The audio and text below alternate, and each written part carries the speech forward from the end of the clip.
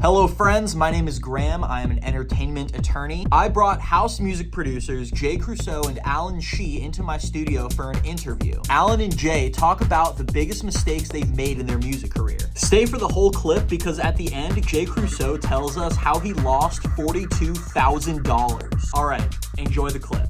This is Graham Radio. Alan, can you tell me about your biggest mistake in your music career? See, I don't ever make mistakes. No, I'm kidding. I'd say, damn, that's a really hard question. That is a really hard question. Do you want me to re-ask it in maybe a better way? Sure, yeah. What has been your biggest waste of money in your music career thus far? Waste of money. I feel like I feel like a mistake is a better thing. I'd say my biggest mistake was not solidifying like a brand earlier. Right? Yeah. Right? Because Yeah. I've noticed this is so important if you want to get booked as an artist instead of a DJ. Right? You have to like put on the table what you're offering. Because a venue could go with just some guy who plays music or Alan Shee or Jay Crusoe, you know? Especially with our socials, right? You gotta like, if someone goes on your social media, are you just some guy who DJs? Or are you a DJ or a artist? You know what I mean? Like transitioning from a DJ to an artist is very important. And I kind of wish I just did that earlier.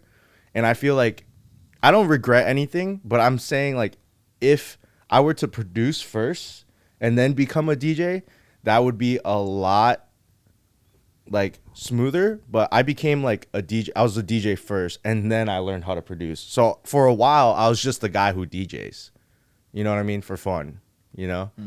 But I feel like So how do you make that transition? well, first you got to be like, okay, is this something I want to do? You know? Cuz like if you just want to DJ parties and have fun, great. Like that's a really fun time. But then like if you want to become like a producer and like an artist that tours and plays festivals and stuff like that, if you're doing that, if you're trying to do that but still like DJing for fun, it's a rough time. Because you're wondering like, yo, why is nothing happening? Right. You know? But like, I don't know. Oh, wait, what was the question again? How to do that? Yeah, like how, okay, so my question is how to go from a DJ who gets hired just because he DJs Yeah. from, let me ask that question again. How do you get from a DJ who's just being hired because he's a guy who plays music Yeah. to an artist to an artist who's getting hired to play his music? Okay. Number one is probably start producing. Like you don't need a track out in a month. Just start. You know, start learning. Because like even if you don't have that many originals, right? One of the selling points of like a producer or an artist is like we've definitely made remixes, edits, even mashups too. So now even though it's not your original that's like played, you've touched it up. You know what I mean? It has your spice to it. You know what I mean?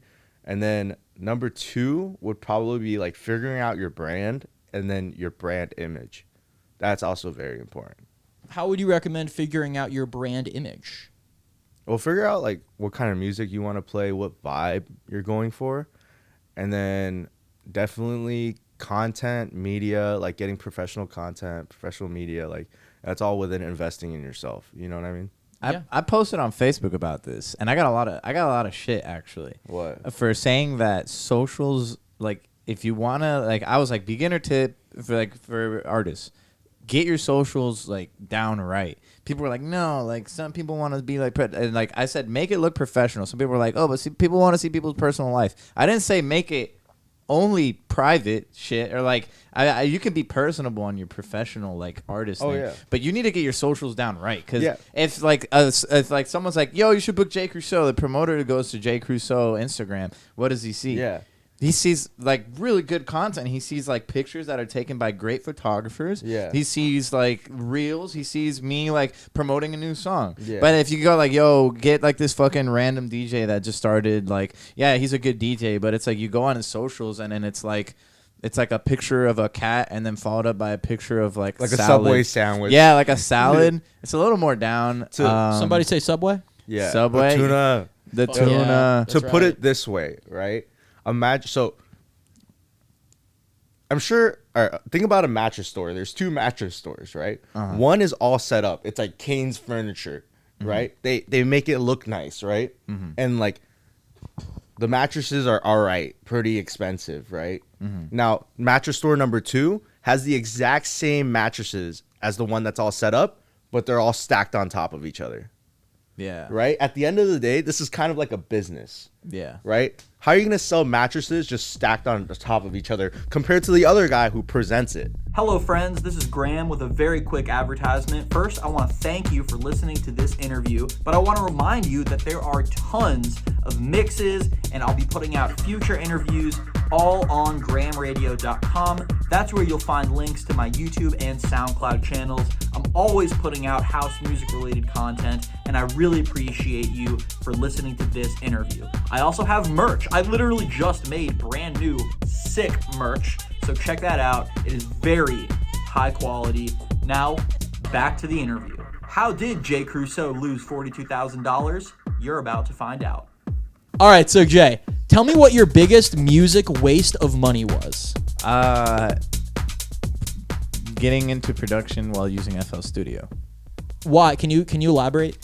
because production on FL Studio was very time consuming, and a lot of like resources that I put into like buying plugins and like music and stuff to like produce on FL Studio was like a lot of time wasted. I got a lot of good projects done there, but it was like, I don't know, like it just How It's much? not it wasn't all optimal. there. It's not It's not optimal. optimal. How much money do you think you spent? Or sorry, how much money do you think you wasted on FL Studio? I'd say in the production realm, like not on FL Studio. I pirated FL Studio, but it's like the plugins and like the sample packs, everything that I bought while I was producing on FL Studio. Like I still have them, but it was like a waste when I was using FL Studio. Ableton, switching to Ableton was the best thing I've ever done. What? So can you not use the sample packs that you got for FL Studio for Ableton? I did, but it's like when I was using it, like on FL Studio, it was like wasted. Like nothing good was coming out of what I was producing in that, because it was just like such a hard UI. Not hard UI, but it was like not an optimal UI not to use. optimal. Can you define Sucked. UI? Like user interface. User interface. Okay. Yeah. Well, I would argue that none of that money was wasted because it took you to Ableton. Like, if you didn't have that experience with FL Studio, then who knows where you would be now? Oh no, it was totally formative, because now I'm able to use like both, and like I know how things function in one or the other. But theoretically, if I had started on Ableton, and this isn't a regret, like I don't lose sleep over this, but it's like if I had started on Ableton, I probably would have progressed in my in my production a lot faster. I think I would have. Okay, cool.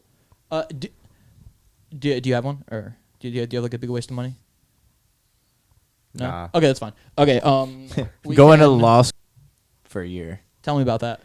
So I graduated poli-sci degree from my undergrad at USF, and then I really liked law. I still like law, and so I was like, I'm just gonna do the law school route.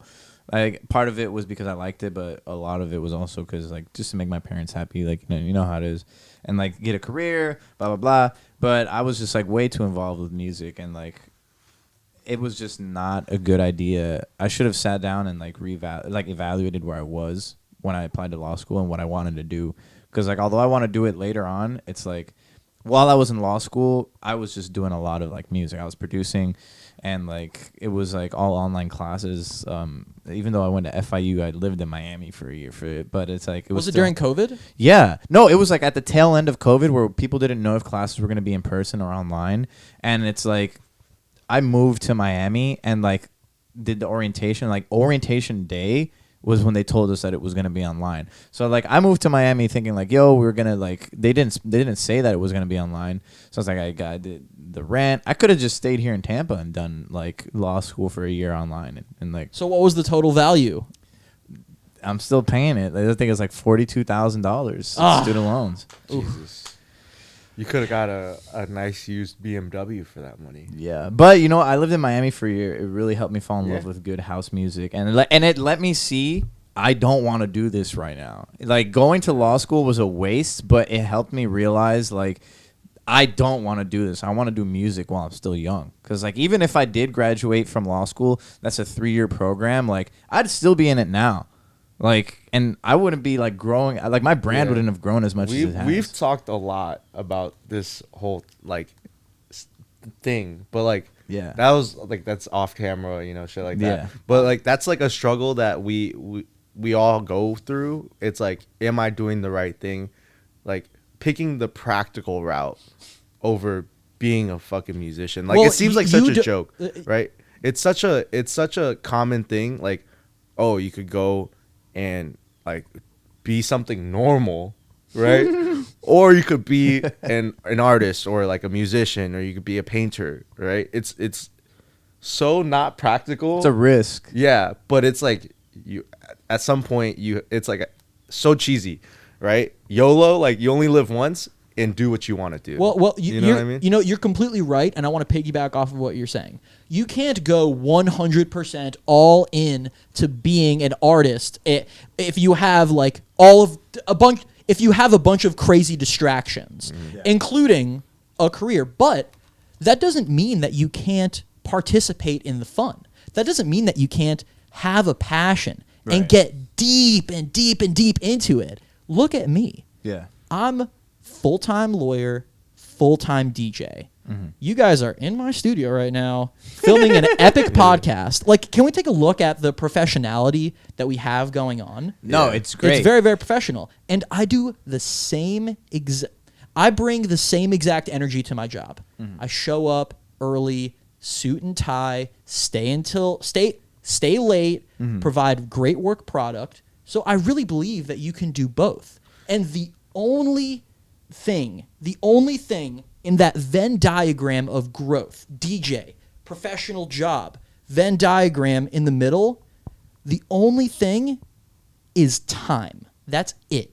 If you put 30 minutes, an hour every day into something that you genuinely enjoy and something that will genuinely help you long term, and you respect time, you will be successful. I think I agree with you, and I'm sure Yahel agrees with you. What we're saying is, when you have that, especially in school, you run into this predicament, is delegating time towards schoolwork and studying, and delegating time to studying, like, production and actually producing. You have to find a balance. Yeah, and I feel like if you want to do this full time, like, if you want to aim to be a touring artist, there is no balance. You have to hit one, like, nonstop. It has to be like what you eat, sleep. It has to be like what you really live for. I'd say, as a retort, your lawyer stuff aligns with what you're doing here. Like, you want to run, like, in the future, like, a firm. You want to get, like, you want to involve your media with your law pursuits, right? Like, that, I don't see that happening for me. Maybe later on, like, when I own a label or something. But right now, I'm like tunnel visioned on being a touring artist, and unless I'm, like, diving at music as much as I possibly can, like, I'm not gonna do that. You know, like, it can't happen unless I throw myself. I want to thank you for listening or watching to this interview. There's a lot more where that came from on GramRadio.com. Make sure you stick around for lots of house music related content. Also, I'm an attorney, and that's not just a casual flex. Oh, Jesus. All right, I'm ending it here. Hit me up if you need legal assistance.